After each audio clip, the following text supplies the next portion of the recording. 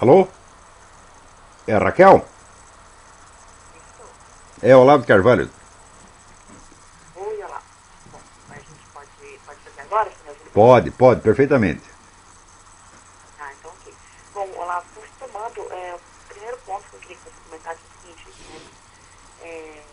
Essa profusão dos ocupes, né, dos movimentos de ocupação do espaço público, você acha que eles são um indicador de que existe um problema dentro do sistema que a gente vive, o sistema capitalista, e acho que em especial o sistema capitalista financeiro?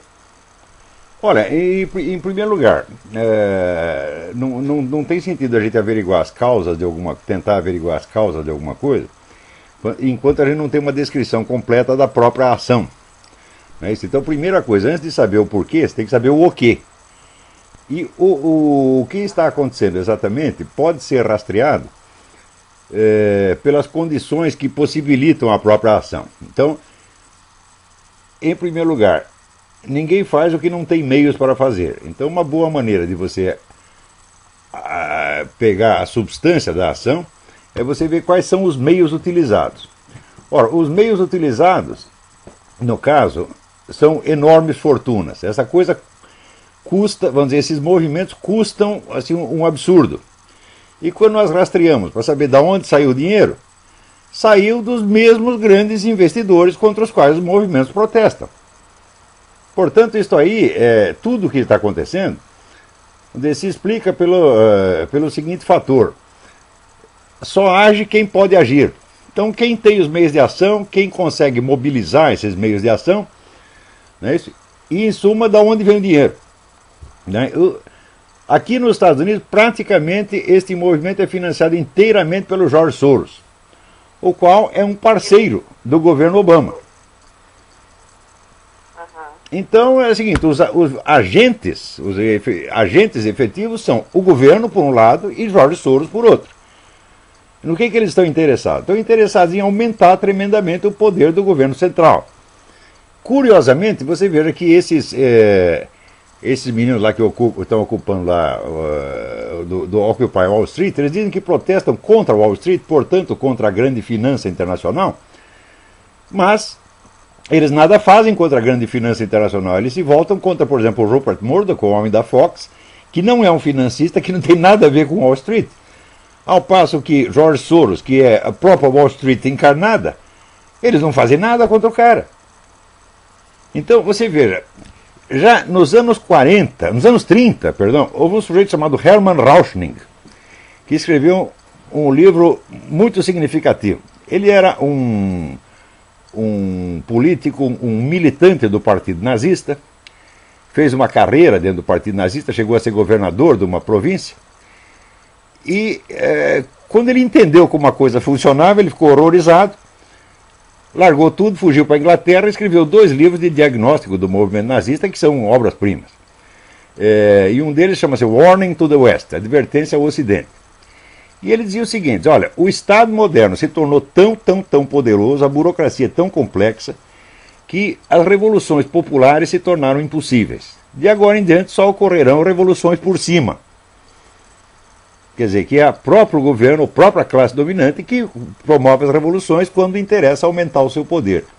Olha, esse diagnóstico foi feito na década de 30 e desde então a coisa não só tem se confirmado, mas a situação se tornou ainda mais característica do modo como ele descrevia. Né? Então os governos hoje são muito mais poderosos. Você veja, hoje em dia você está conversando aqui e pode ter um sujeito do FBI que está gravando a sua conversa a 10 km de distância. Quer dizer, você não tem nem mais privacidade. Então, o Estado se tornou tão imensamente poderoso que só ele pode mobilizar massas para o que quer que seja.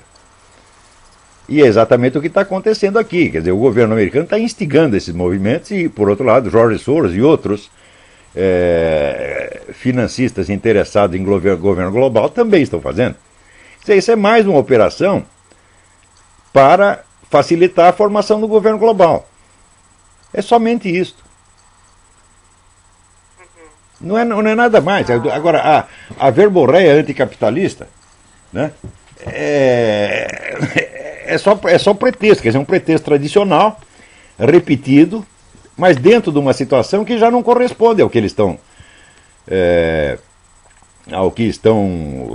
aparentemente reivindicando. Não é isso? Então, por exemplo, se você fala da crise econômica aqui, fala, olha, Wall Street teve pouquíssima responsabilidade pela crise. A crise foi todinha montada pelo governo, inclusive pela turma do Barack Obama. Você já ouviu falar de Cloward e Piven? Não. Cloward e Piven são dois professores universitários que nos anos 60 conceberam uma estratégia para demolir a economia americana. Eles eram discípulos do Saul Alinsky, que também foi o mentor do Barack Obama. E a estratégia era muito simples. Eles disseram, olha, aqui a Previdência Social atende apenas 5% das pessoas que nominalmente têm direito aos seus benefícios. Então, se nós fizermos a campanha para todo mundo entrar na Previdência Social, a Previdência Social não vai ter dinheiro para atender os camaradas, vai se endividar, e um dia a Previdência Social vai quebrar, e quando ela quebrar, quebra os bancos também. E daí é o momento de nós tomarmos o poder. Isso foi aplicado, assim, milimetricamente. E funcionou. Quer dizer, a causa da crise é essa, botaram gente demais na Previdência Social, e então a Previdência Social quebrou, os bancos quebraram. Agora todo mundo sabia que isso ia acontecer. Já estava explicado com antecedência. Pior ainda. Para você, Olavo, a gente não tem uma perspectiva de mudança. Ao contrário, o poder dessa elite globalista vai aumentar muito graças a essa porcaria. O poder do capitalismo aumenta. Não, eu não diria capitalismo, porque aí a diferença já não conta, né? Hoje em dia é difícil você distinguir o que é o poder do capital privado e o que é o poder do governo. As duas coisas estão muito mescladas. Quer dizer, é mais certo falar, eu uso a expressão elite globalista. Quer dizer que é meio capitalista, metade é capital privado, metade é governo, tá vendo? E sobretudo, você vê que a esquerda internacional hoje praticamente trabalha só para esses caras.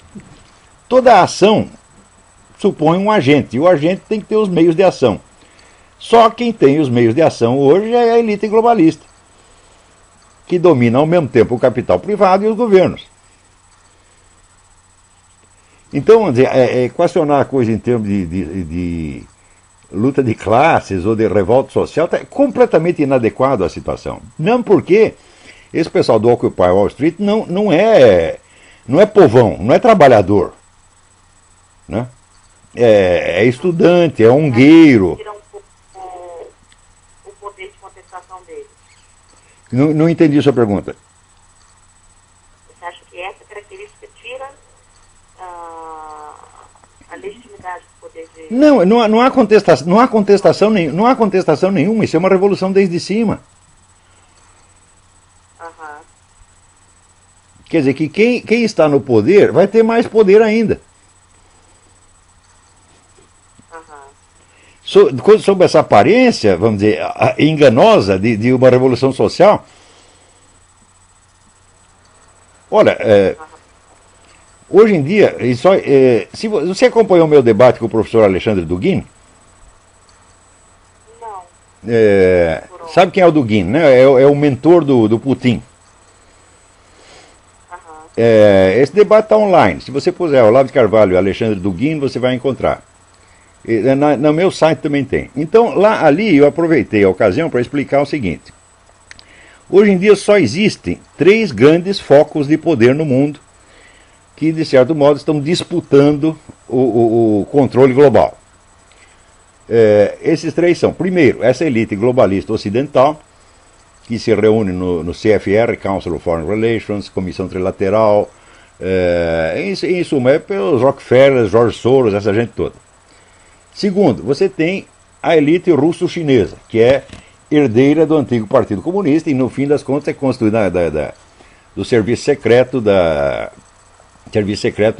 civil e militar da antiga União Soviética e do governo chinês. São as mesmas pessoas, a mesma classe que ainda está no poder. Em terceiro lugar, você tem o grupo islâmico, que é constituído, vamos dizer, de uma liderança religiosa tradicional que sempre mandou lá e continua mandando. Então você tem esses três grupos. Todas as ações que você vê se desenvolver no mundo têm como origem um desses três focos. E os três grupos, eles às vezes competem entre si e às vezes colaboram. Quer dizer, a trama de interesse é muito complicada ali. Então você vê, por exemplo, que às vezes existe um conflito entre a penetração islâmica e a elite local de um país, mas às vezes existe uma colaboração, como por exemplo na Inglaterra. Na Inglaterra o grande agente islamizador é o próprio governo inglês, e sobretudo a família real britânica. Também entre o bloco russo-chinês e o bloco globalista ocidental também você tem uma mescla de interesses que às vezes divergem, às vezes convergem. Mas o fato é o seguinte, somente esses três grupos têm meios de ação. Então qualquer processo político que você veja acontecer sempre tem como origem um desses três focos. Não há outras forças. E aí, no caso, o que a gente... No caso, esse negócio do Occupy Wall Street, isso aí é a elite ocidental. Aqui nos Estados Unidos é claramente essa elite, George Soros, Rockefeller, etc. E na Europa é este mesmo pessoal agindo em aliança com grupos islâmicos. E eu não sei, eu não tenho informação correta, vamos dizer, da interferência russo-chinesa no caso. Não tenho dados, então não posso dizer. Mas aqui nos Estados Unidos é somente a turma é o próprio pessoal do Wall Street que está causando isso. E aqui no Brasil você tem acompanhado, Olavo? Aí no Brasil é o próprio governo que está fazendo isso, meu Deus do céu. Você veja, eu acabei de escrever um artigo para a Folha dizendo o seguinte, dizendo que a ideologia desses meninos que estão lá fazendo essa bagunça na USP é a mesma ideologia do governo, das classes dominantes brasileiras, é o mesmo discurso politicamente correto que todos aprovam. Então, quer dizer que se você, durante 3 ou 4 décadas, você enfia o discurso politicamente correto da cabeça dos moleques, eles vão acabar fazendo isso. Agora, tem gente que instiga a coisa e depois, quando vê os efeitos, fica escandalizado e diz, são excessos, etc. Mas, olha, você falar de excessos é só uma crítica quantitativa, não toca na essência do problema. Né? A essência é que a ideologia politicamente correta penetrou profundamente, veio para ficar, e o resultado dela é uma espécie de revolução permanente. Agora, dentro de um estado de revolução permanente, só quem sobrevive são os grandes grupos econômicos que a financiam. Esses permanecem imunes. O resto cai tudo. Quer dizer, é o velho processo político que a gente observa. Assim, há 4 séculos você vê isso acontecendo no Ocidente.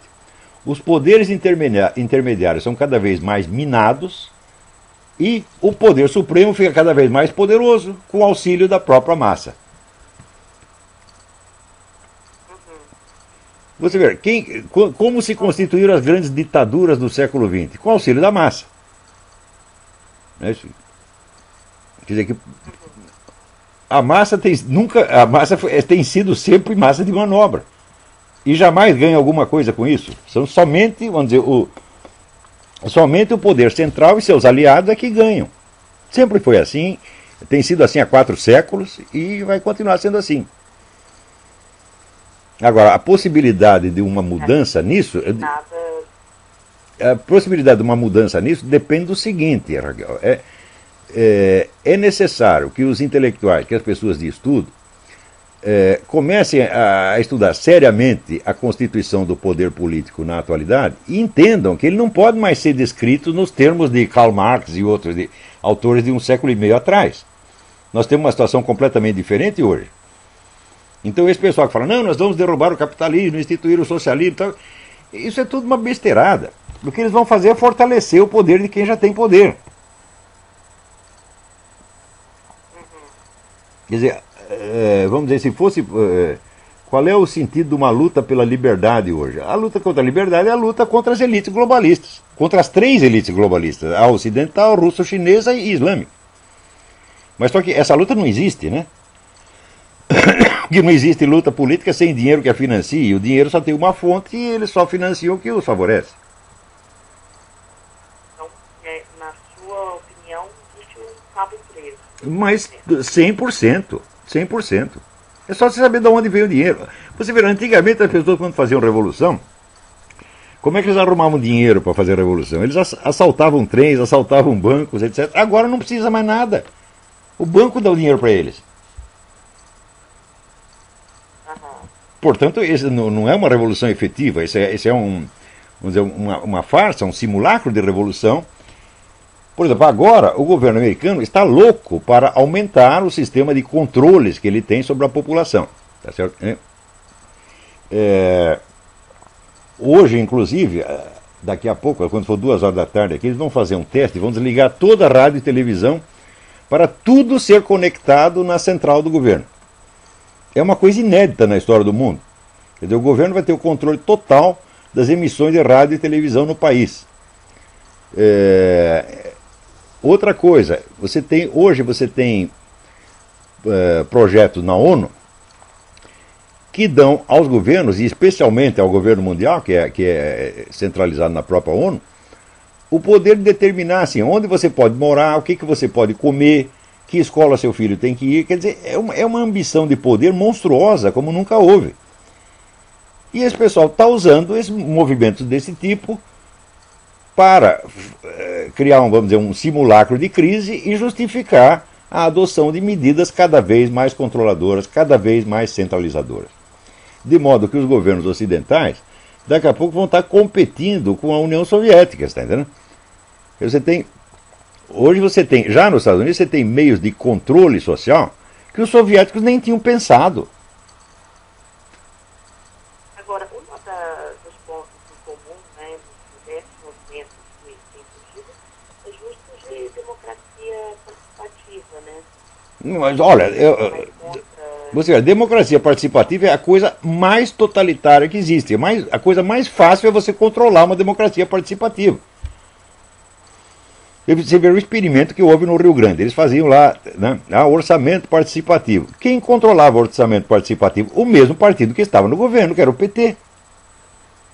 E se você pega, vamos dizer, a participação espontânea, entre aspas, né, eu digo, bom, quem colhe os militantes para levar nas reuniões? Tem que ter uma organização que faça isso, né? Porque mobilização espontânea não existe. Toda mobilização implica, vamos dizer, uma organização. Então, só quem tem organização e recursos para fazer isso é quem já está no poder. Então, se você faz orçamento participativo, quem controla o orçamento participativo é o governo. Tem muito mais... Agora, se você tem um parlamento discutindo a coisa, no parlamento os deputados e senadores têm uma relativa liberdade e tem meios de ação próprios, que uma massa anônima, né, colhida para entrar na democracia participativa não tem. Então, democracia participativa é exatamente o contrário. É mais controle. E os organizadores da coisa sabem perfeitamente disso, ninguém é trouxa. Olha, só quem é trouxa, vou dizer uma coisa para você, Raquel, você não me leve a mal, hein? Só quem é trouxa são os jornalistas, que acreditam na coisa vamos dizer, pela fachada, pelo nome, tá certo? Em vez de averiguar quais são os processos substantivos que estão acontecendo ali. Né? No Brasil, por exemplo, toda a nossa ciência social não passa da repetição de um discurso marxista, socialista de 50 anos atrás. Estou completamente deslocado da situação. Então a ciência social fica impotente para descrever o que está realmente acontecendo. E quando a gente tenta fazer isso, frequentemente as pessoas nem entendem do que a gente está falando. Porque eles não têm categorias, não têm conceitos científicos adequados para descrever a coisa. Por exemplo, um conceito fundamental é o conceito de meios de ação. Né? Quer dizer, ninguém faz o que ele não tem meios para fazer. Então, onde você tem um movimento, você tem qualquer fenômeno político, você tem que ver quais são os meios que a coisa mobiliza. E de onde vêm esses meios. Mas se você perguntar, Bruno, com que dinheiro eles fizeram a Revolução Russa em 17? Bom, eles fizeram com duas fontes, dinheiro alemão e dinheiro de assaltos. Basicamente foi isso. Então, você vê que o Partido Comunista da União Soviética, de fato, ele não era um integrante do poder naquele momento. Ele era de fato um poder revolucionário, porém auxiliado por um poder do exterior, sem o qual não teria havido revolução. E no caso atual? Não, no caso atual, todos os recursos vêm de cima. Todos. Você vê aqui só quem tem. Sabe quem vive de contribuições populares aqui? A facção mais conservadora do Partido Republicano não tem financiamento de cima. É só pequenos contribuintes. Você averiguando, por exemplo, as fontes de contribuição partidária que tem aqui, vamos dizer, isso é um dado fundamental da história. Você vê que toda a esquerda americana recebe financiamento do alto. E do republicano, metade vem do alto e outra metade vem de contribuições populares. E esses que recebem as contribuições populares são os mais conservadores. Então, falar em revolução social, falar, não, aqui só existe a revolução desde cima. O Hermann Rauschning, procure este. Depois você pode, quando você transcrever isso aqui, você pode mandar para mim que eu corrijo as grafias dos nomes, né? Procure esse livro do Hermann Rauschning, você vai ver que ele tem razão. Todas as revoluções, desde a década de 30, são revoluções de cima. Quer dizer, é uma coisa horrível dizendo isso, mas é o que está acontecendo, é? Quer dizer, a perspectiva da liberdade no mundo, as perspectivas são horríveis. Você não acha que a gente consegue uma mudança? Mudança no sentido da liberdade maior? Impossível. Porque todas as correntes de ação que existem vêm das mesmas fontes e elas só estão interessadas em aumentar o seu poder. E é o que tem acontecido sistematicamente, é?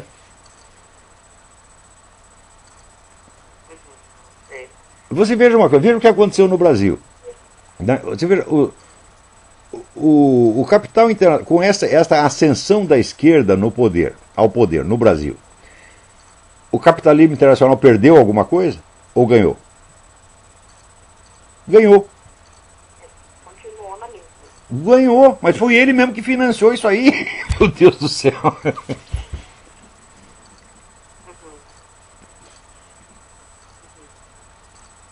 Quer dizer, olha, quem está no poder vai ficar e vai ter o seu poder aumentado. Agora, aqui nos Estados Unidos, a verdadeira disputa é entre essa elite globalista e o pessoal islâmico. Aqui também tem dinheiro a rodo e que, acho que metade dos políticos hoje são comprados por dinheiro árabe. É? Então nós dependemos de saber se essa elite globalista vai disputar o terreno com os muçulmanos ou se vai fazer uma aliança com eles. Isso é o que vai decidir o destino dos Estados Unidos nas próximas décadas.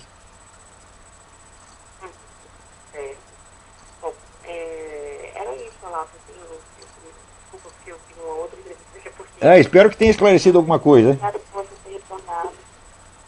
Olha, se você me passar um resumo da coisa, eu lhe agradeço, porque às vezes a declaração oral, você quando faz a matéria, você revisa a matéria, passa por um copy-desk, passa por um secretário de redação, e o entrevistado não, ele fala uma coisa assim no improviso, né? E eu acho que deveríamos ter o direito de rever o que nós mesmos falamos, né? Então, se eu puder me corrigir, eu te agradeço. Pois é, acho que a gente não consegue porque já está fechando mesmo, já está terminando. Mas eu anotei aqui certinho, não preocupa, a gente acerta. Tá bom, tá bom. De transcrever aqui. Tá perfeito. Obrigado. Obrigado a você. Um abraço. Tchau, tchau.